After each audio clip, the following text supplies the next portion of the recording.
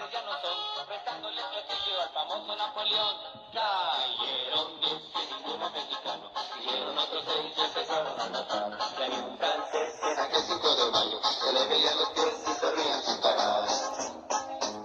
Y corrían a pie y corrían como trenes, gritaban los magueyes al disparo del cañón, brincaban nopales más altos que las liebres, y otros se arrastraban como heridos camaleón.